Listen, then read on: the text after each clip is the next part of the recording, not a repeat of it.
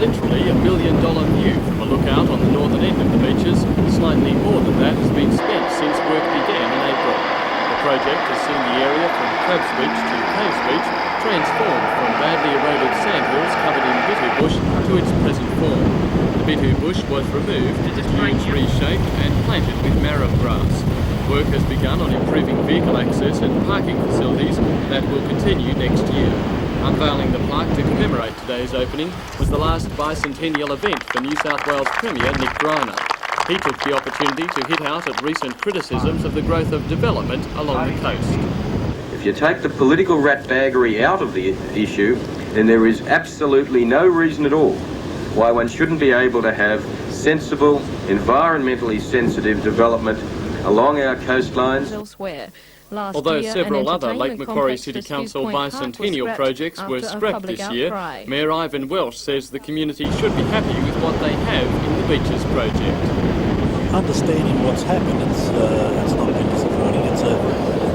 I think we aimed high, and I was always told to aim for the top of the tree and not the bottom branch, but if you miss a few, well, you know, at least you're in the tree. However, Mayor Welsh says if this project is to survive, it will need the support of its users, as Council will not be allocating funds to its upkeep. Ironically, the beach's restoration was helped by the cancellation of another bicentennial project. $100,000 originally allocated to a marine studies centre went to the beaches. A second $100,000 is earmarked for another bicentennial project, a stage and rotunda for Spears Point Park. Council has agreed to the proposal and is waiting for the OK from the New South Wales Bicentennial Council and the Lands Council, which owns the park. If that is forthcoming, work could start in the new year.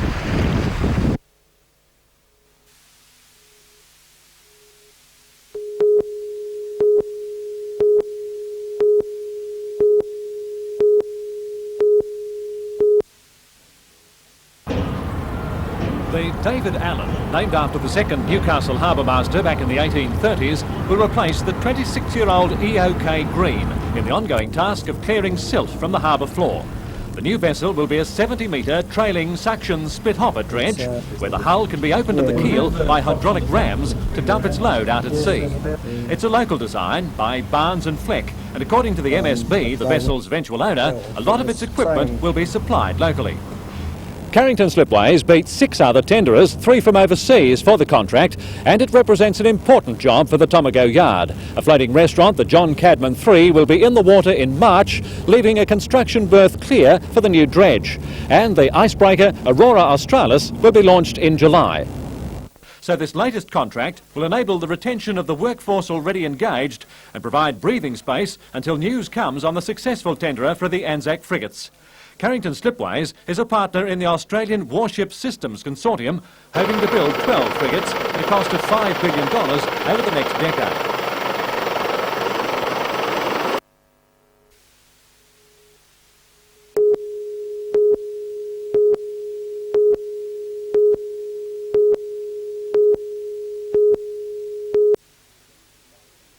As far as roundabouts. Police in 7 divisions from Sydney to Tweed Heads attended an 11th hour meeting to find new ideas to curb an appalling road toll.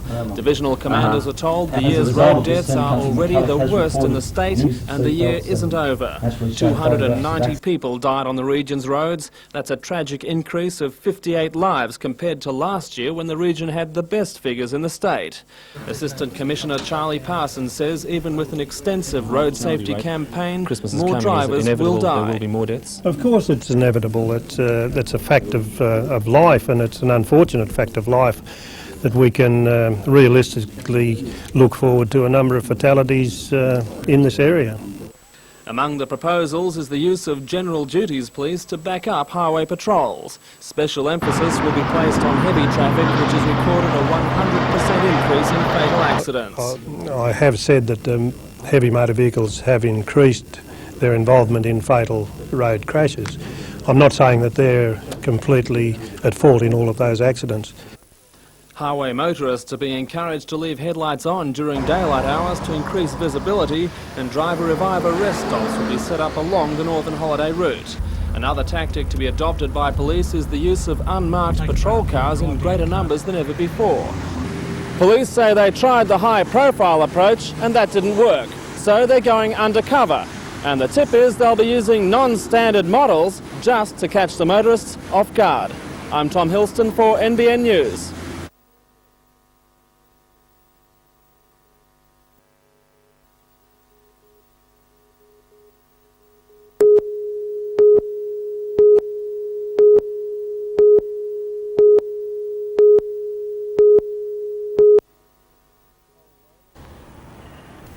The coal loader was a linchpin of harbour services since the 70s, but time and technology caught up with the equipment, which was steadily phased out. Despite conflict between management and unions over scaling down of loading operations, the last days of the coal loader were relatively harmonious. Experiments have been conducted loading other products than coal, but so far no conclusive results have been reached. A working committee involving the MSB, unions and community groups has been established to explore future operational uses. A spokesman for the MSB said a lucrative silica export market existed, along with domestic markets for industrial slag, but the committee would have to prove the economic viability of the scheme before it was adopted.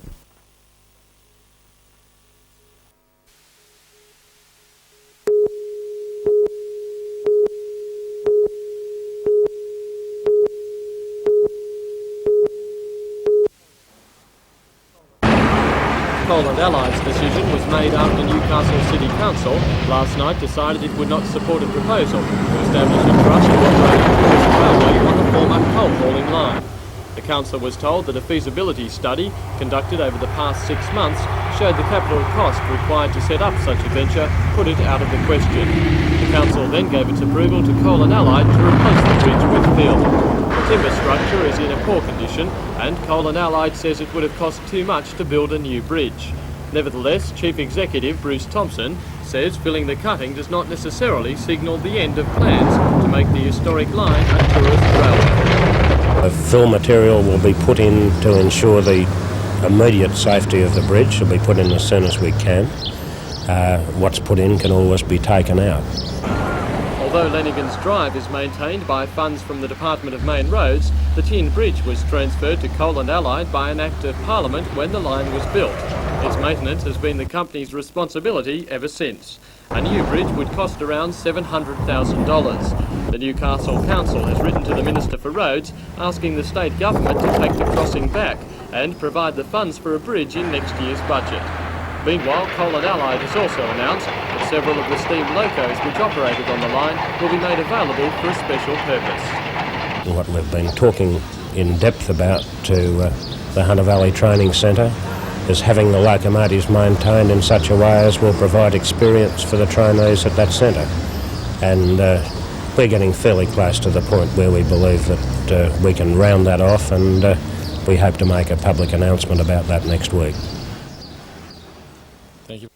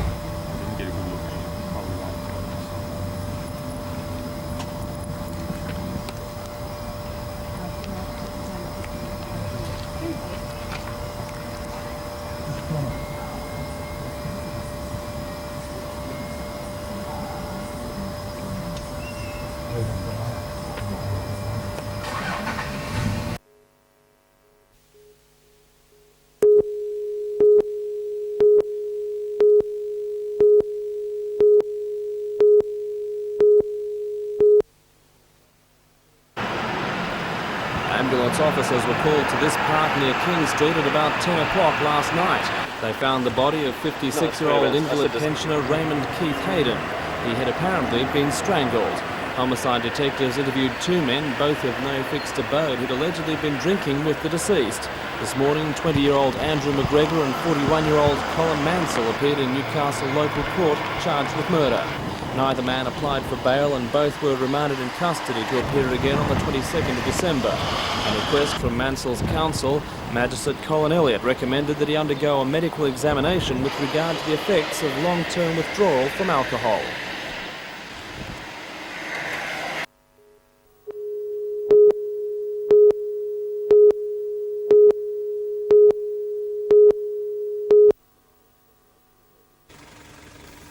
The Miners' Federation called a 24-hour stoppage from midnight last night to discuss the future of the dispute.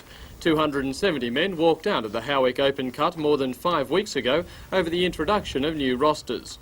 BP wants the men to work a 4-panel roster instead of 5, which it says will save it $1.25 million in wages each year. However, the new roster requires a 42-hour week instead of 35, and the miners have refused. The dispute is now at a stalemate. The northern mine workers today overwhelmingly voted to continue to provide finances for the striking Howick men, although they will not strike in support. BP, however, remains equally committed to the new roster, and although it is costing it $500,000 every week the pit is idle, the company says it will not change its mind. The miners see the dispute as an important test case they can't afford to lose. BP's management have said in front of the local coal authority that they believe that the work patterns that they're trying to push, and I might say they're the only company trying to push them at this stage, but the work practice that they're trying to push would no doubt not only spread throughout the coal industry, but some of the novel ideas they've come up with of implementing their four-panel roster would spread to other industries as well. So, in an attempt to break the deadlock, the miners also voted today to black ban the use of BP products at all Northern District mine sites and will ask for the action to be adopted nationally. Our people are incensed at BP's actions in the Northern District, and obviously they want some form of retaliation against BP.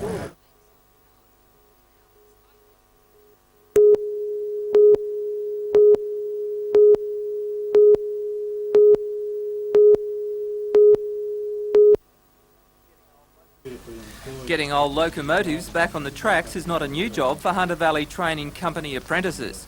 Newcastle's 3801 was restored by the company to its former glory, and steam enthusiasts are hoping for the same success with the 9 new projects.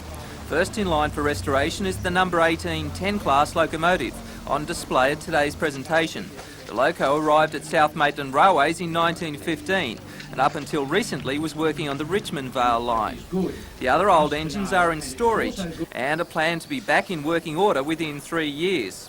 When the locomotives are restored, it is expected that they will be sold, with any profits going back into the Hunter Valley Training Company. Old engine drivers at today's announcement agreed that restoration was a good idea, but they realise steam is a bygone era. I'd like to see the engine under steam again and perhaps running, but as I say, I don't think they'd ever come back commercially again. I couldn't see them hauling coal like on a commercial basis. There'll be a curiosity type thing. They'll always have plenty of enthusiasts that's interested in steam locomotives, and I think that's where their future lies.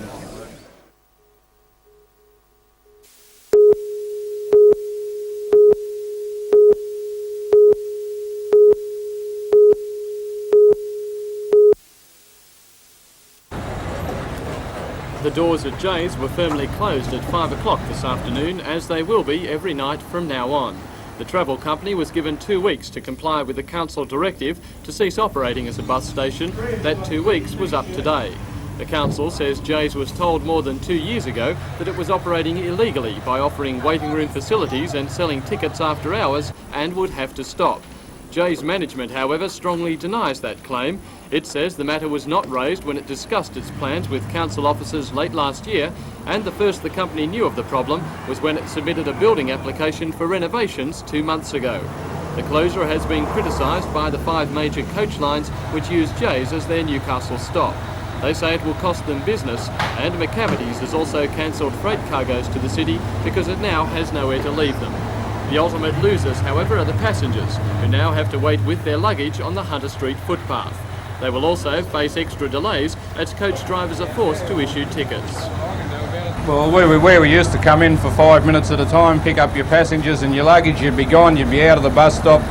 Other people could do it. Now we've got to park in the street, do the ticketing in the street, load the luggage in the street. It's crazy. Instead of being here for 5 minutes, you're here for half an hour, blocking up half of Newcastle. Jay's and the coach companies are searching for a solution to the problem, and the first to feel the effects of the closure say it must come soon.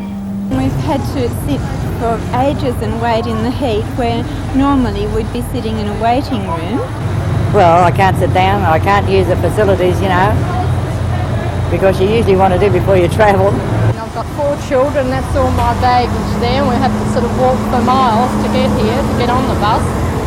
And I think it's really bad. I just can't understand it. It's just so inconvenient for everybody, you know.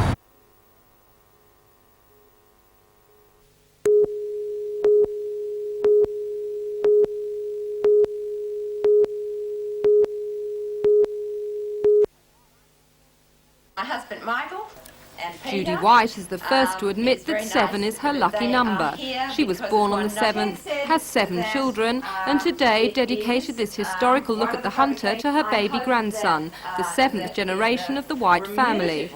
Land Settlement and Selection was one of 2 special local history publications chosen by the University of Newcastle as a special contribution to the bicentenary. Not only does it break new ground in highlighting the relationships between squatters and free selectors, but it adds to the knowledge of the economic and social development of the Upper Hunter region in the second half of the last century. Said University librarian Ted Flowers, proceeds of the $15 book will help finance similar projects. While the book offers a look at our heritage in print, the White family is offering to share its heritage in person by opening the ancestral home Beltrees to the public. Visitors can stay in the country house near Scone, while day trippers can enjoy a bus tour over the working property.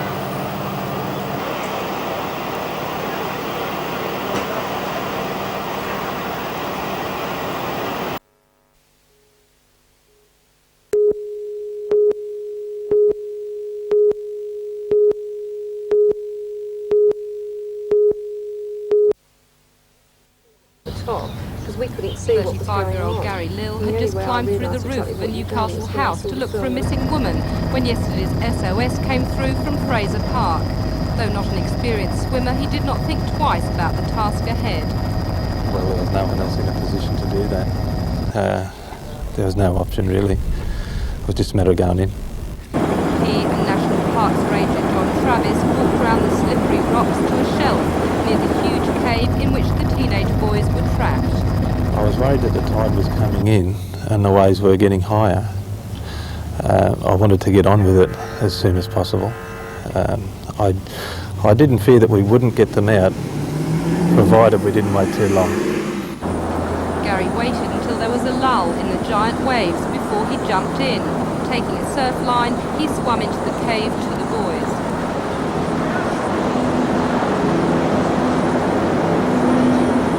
They were sitting on a little beach inside the cave. They still had a fair bit of beach to sit on. The waves were coming in, but the waves did get up a lot higher once I did get in there, and that gave us a bit of concern. Gary and the youth swam out of the cave, but drama was not yet over. Well, the most frightening part was trying to get out of the water. There's nowhere we could get a foothold and actually climb up. We just had to wait until we get washed onto the rocks. There was a bit of release there, and on top of the wave.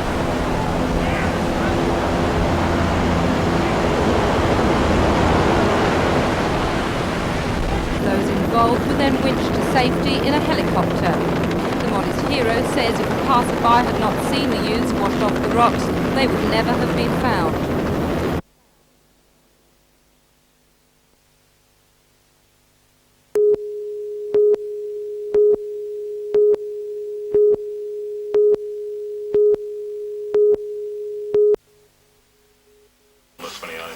The Maitland District Inspector, Barry Fetterplace, called a special news conference to emphasise his concern about the Nelson Bay area over the holidays. Inspector Fetterplace said that while stationary random breath testing is resulting in a detection rate which has halved to 0.3%, mobile operations are snaring twice as many drivers over the limit as is usual. The inspector said Nelson Bay is a particular problem, and at least one highway patrol car will be on duty there 24 hours a day.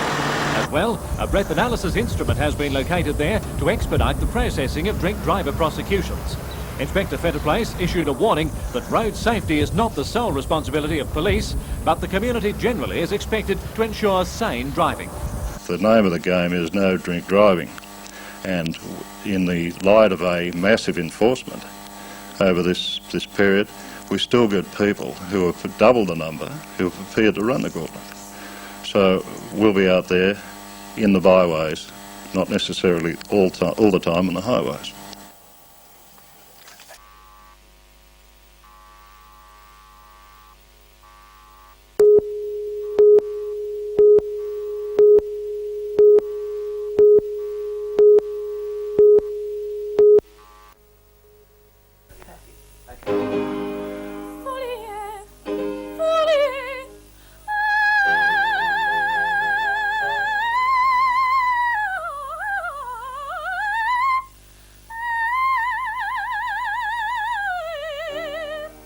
Juliana has a typically Italian voice, which belies her English ancestry and her Newcastle upbringing.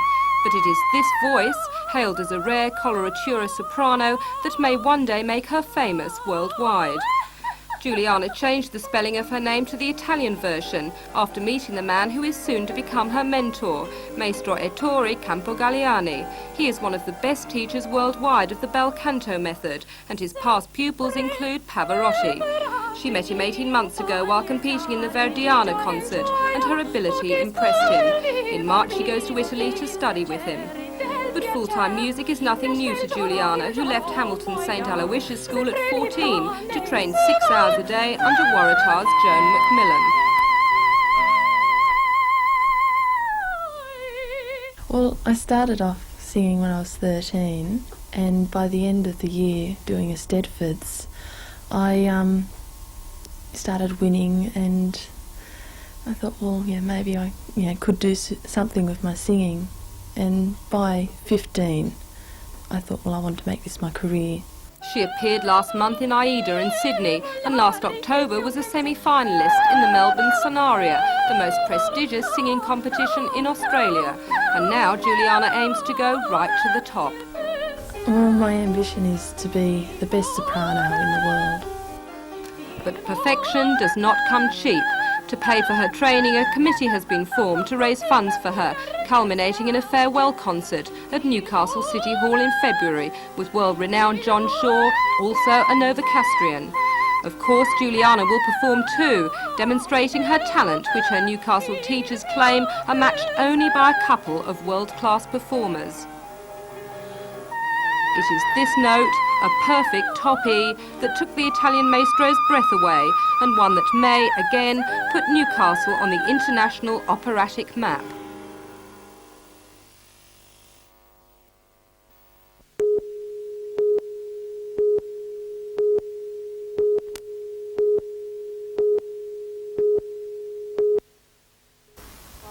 The newly formed committee of the Hunter Valley Vineyard Association is determined to preserve the area's historic beauty and status as an important wine-producing area. While realising the importance of tourist development, Secretary Barry Shields of Oakvale Wines said indiscriminate residential development would wreck the Hunter as we know it. Because it is so small, and yet its wines are so important here and overseas, we've got to maintain, we've got to try and preserve the vineyards we have and the traditions and the character of this valley. The development of up to 200 residential subdivisions of the new Rothbury Country Club worries Mr Shields, who believes the vineyard area is not suitable for housing. The spraying of the vines could cause problems with residents, he says. Though the committee has been given an assurance that this will be the last residential subdivision, Mr Shields worries that development may snowball. This area has been making wine for over 150 years. We want to make sure that it's still making wine and is making better and better wine and is still going in 150 years' time. In 150 years' time, we don't want to be able to look out here, instead of seeing pastures and vineyards, see housing estates. and no wineries. And that's what we want to make sure that doesn't occur. And he fears that smaller, struggling wineries may sell up to property developers in a boom which has already seen unprecedented $250 million worth of tourist development passed in the last 6 months.